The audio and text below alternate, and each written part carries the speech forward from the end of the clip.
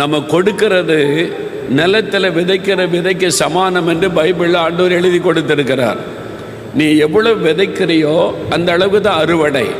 நீ கொஞ்சமாக விதைச்சா கொஞ்சமாக இருப்ப, அதிகமாய் விதைத்தால் அதிகமாய் அறுவடை பண்ணுவேன். நீங்கள் கர்த்தருக்கு என்று கொஞ்சமாக கொடுத்தீங்கன்னா கொஞ்சமாக தான் உங்களுக்கு ஆசீர்வாதம் வரும். அதனால தான் உதாரத்துவமாக கொடுங்க, தாராளமாய் கொடுங்கள் என்று ஆண்டவர் சொல்லுகிறார். நம்ம கொடுக்கறதுல தாராளமாக இருந்துட்டீங்கன்னா ஆண்டவர் உங்களுக்கு தாராளமாய் தந்துக்கிட்டே இருப்பார். அல்லேலூயா சொல்லுங்க. இதாங்க கிறிஸ்தவ வாழ்க்கை, இதான் வேதம் சொல்லுகிற வாழ்க்கை. இப்படி வாழ்ந்தீங்கன்னா பண கஷ்டம், கடன் பிரச்சனையே இருக்காது.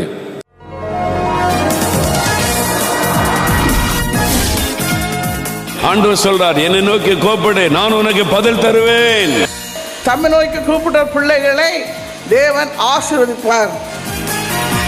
ஜனங்களுக்காக பரிதபிக்கிற தேவன், மனதுருக்கமுள்ள ஒரு தேவன் உங்களுக்காக மனதுருகுகிறார்.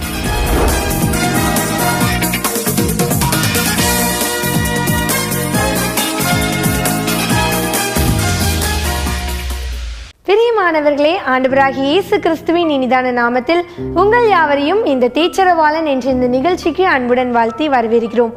நீ அநேக ஜாதிகளுக்கு கடன் கொடுப்பாய், நீயோ கடன் வாங்காதிருப்பாய் என்பது ஆண்டவருடைய பிள்ளைகளுக்கு நம்முடைய தேவன் கொடுத்திருக்கிற வாக்குத்தத்தம். ஆனா அநேக நேரங்கள்ல நாமும் இந்த கடன் பிரச்சனையில சிக்கி தவிக்கிறோம்.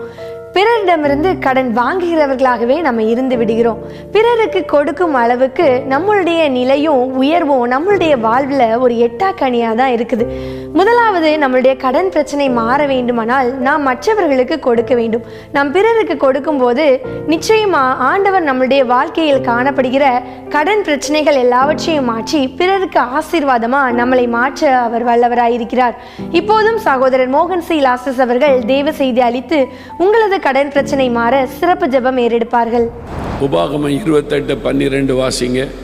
ஏற்ற காலத்தில் உன் தேசத்திலே மழை பெய்யவும், நீ கையிட்டு செய்யும் வேலைகளை எல்லாம் ஆசீர்வதிக்கவும், கர்த்தர் உனக்கு தமது நல்ல பொக்கிஷசாலையாகிய வானத்தை திறப்பார். நீ அநேகம் ஜாதிகளுக்கு கடன் கொடுப்பாய், நீயோ கடன் வாங்காதிருப்பாய்.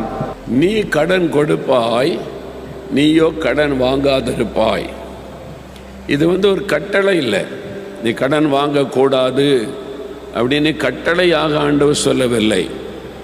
நீ கடன் வாங்க மாட்டாய் என்பது வாக்கு தத்தம். நல்லா புரிந்து கொள்ளுங்க.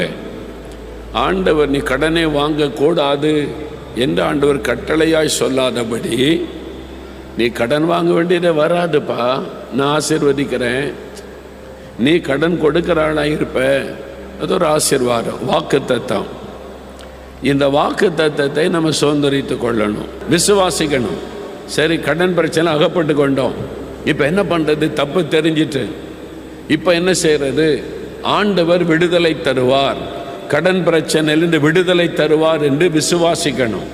ஆண்டவரே, நீங்கள் எனக்கு விடுதலை தருவீங்க, நான் விசுவாசிக்கிறேன், எனக்கு ஒரு விடுதலை தாங்க, இந்த கடன் பிரச்சனையில் அகப்பட்டுக்கிட்டேன், இனி நான் கடன் வாங்க மாட்டேன், இனி உங்களை சார்ந்த நான் வாழுவேன், என் இஷ்டப்படி செலவு பண்ண மாட்டேன், என் இஷ்டப்படி பிளான் பண்ண மாட்டேன், நான் தப்பு பண்ணிட்டேன், என்னை மன்னிச்சுட்டு எனக்கு நீங்கள் இந்த கடன் பிரச்சனை விடுதலை தாங்கன்னு கேட்கணும்.